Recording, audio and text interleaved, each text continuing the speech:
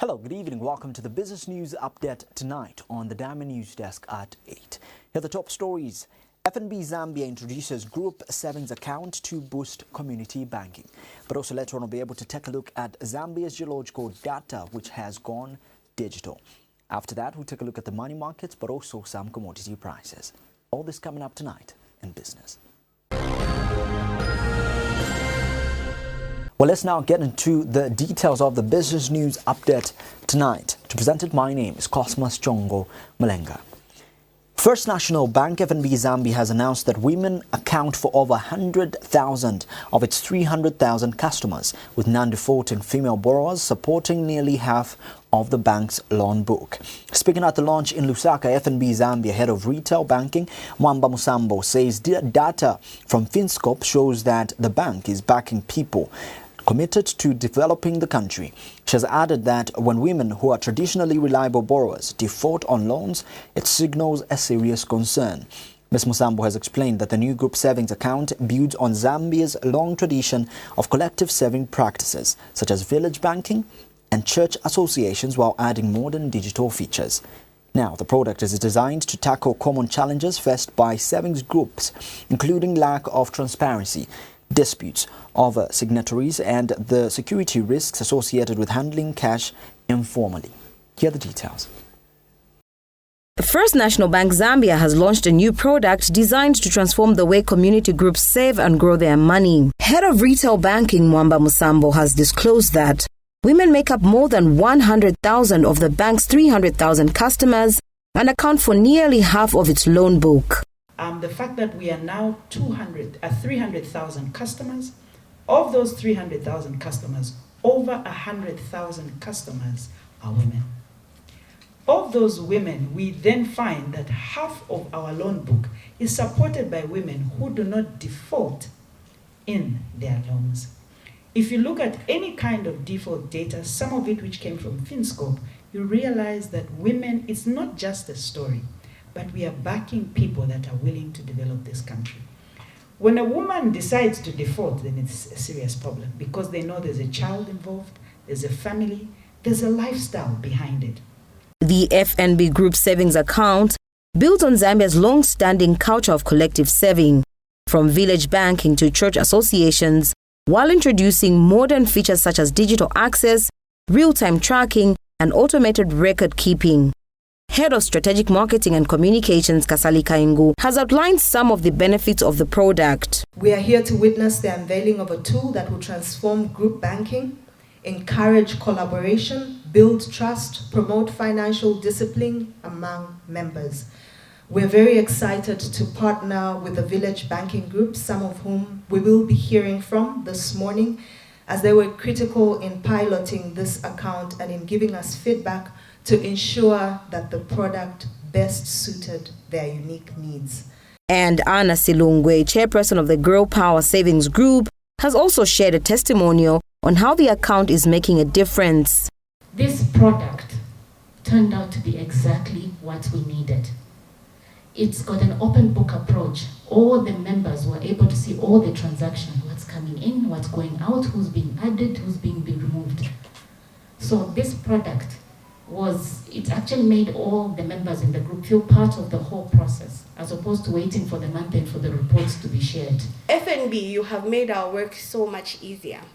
Even if I wanted to wake up and say I'm broke today and I get 100 kwacha, everyone will know. I won't even be able to get it because my signatories will call and say why. So we are grateful for this wonderful initiative. And to say we're grateful is actually an understatement. Head of Products, Timothy Mabula, has emphasized that the initiative is not just a product, but a promise to remain inclusive. What we unveiled today isn't just a product. It's a promise to continue innovating boldly, and a promise to remain inclusive, to solve real problems, and to elevate everyday experiences. This launch marks the beginning of a new chapter, not just for FNB, but for everyone who believes in the power of possibility. With women already leading in financial discipline, FNB Zambia believes the group savings account will strengthen financial inclusion and transform collective saving across the country. Rachel Mumba. For Diamond News. And now, the Zambian government, working with Cobalt Metals Zambia Limited, has launched the first Geological Survey Department digital store. Ministry of Mines Director Geological Survey Gerald Mwila says the digital store will allow for a vast collection of historical data into a modern, accessible digital archive. Mr. Mwila says investors who wish to explore Zambia's minerals will no longer need to travel to Lusaka, but that all information will be made available on the digital platform. Meanwhile, Mines Minister Paul Kabuswe has thanked Cobalt for making the process possible, adding that this will attract more investors into the country. And Cobalt Metals IT and digitalization lead Tulemie Pengula has highlighted the collaborative public-private sector effort that has made the milestone possible, underscoring the role of technology and partnerships in advancing national development. For years, people had to travel miles and cross the oceans to access information on Zambia's geological survey, as this was not only costly and time-consuming, but also discouraging to investors who wish to explore Zambia's rich mineral wealth. However, the story is now different, as Ministry of Mines, working with Cobalt Metals Limited, has launched the digital store for Zambia's Geological Survey Department, transforming the vast collection of historical geological data into a modern, accessible digital archive. This is a strategic move to unlock the full potential of Zambia's mineral wealth. We started digitizing our data archive for maybe the past 15 years. But the pace at which we're doing and the quality wasn't very good. So we were really struggling as a ministry. But then in 2021, we had a very good partner in the name of Cobalt Metals who came forward. And we had very progressive discussions about the digitalization of our data archive. And after agreeing, we made an MOU to do this, to actualize this. In the midst of mines, are still running. For a long time we have been crawling. We are now running. We want to ensure that as far as possible, all data in the ministry is digitized and we move away from paper-based communication. Zambia's Mines Minister Paul Kabuswe, who spoke virtually at the launch, is happy to see the development that will shift Zambia from relying on paper trail way of storing important data to now the digital archive. By providing potential investors with accurate, reliable and easily accessible geological information, we will foster a conducive and attractive environment for investment in the mining sector. This transparency is critical for building trust and encouraging investment in our nation's resources. But what makes the achievement remarkable? Tulemie Pengula is Cobalt Metals IT and digitalization lead, who shares why. Digital archive is more than a collection of files.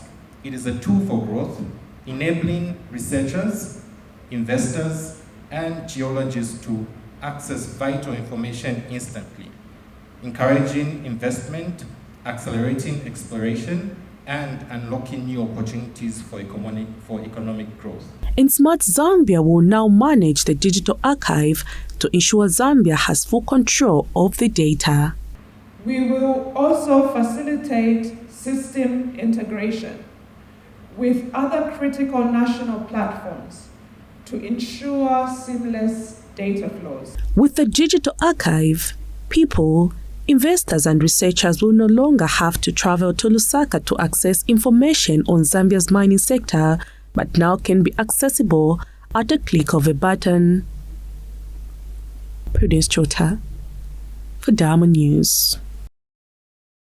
Well, those are the business news stories we had for you today, but now time for us to take a look at the money market. Well, for the performance of the kwacha on the international market, this is how it looked like today, which was the 19th of September 2025. By end of business day, the United States dollar was buying at 23 kwacha 61 ngwe, while it was selling at 23 kwacha 99 ngwe. We have seen quite a more of a stabilized, just exchange rate over the recent past when it comes to these particular buying and selling rates when it comes to these two currencies. But those are the average commercial rates of the United States dollar in comparison with the Zambian kwacha. Let's now move on to our construction commodities. Well, for the construction commodities, we have two items that we're going to take a look at today, and the first being the Milwaukee full brim hard hat with 4PT ratchet suspension type 1 class E, and this is going for 577 kwacha, 71 ngwe. This is how much you will need to spend for you to get yourself this particular construction hat.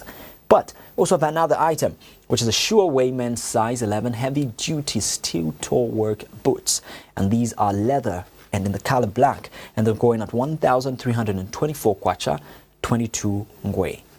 These are the construction commodity items brought to you by the Zambia National Building Society. Let's now take a look at the non-food and the food items.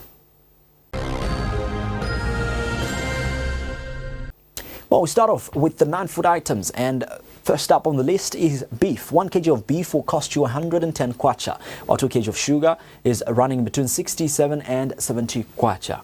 When it comes to 1 kg, it's running between 35 and 37 kwacha, but also when it comes to flour, 2.5 kg is costing 89 kwacha. Talking about Nakondo rice, 5 kg is in between 175 and 190, while a tray of eggs is selling between 95 and 115 kwacha.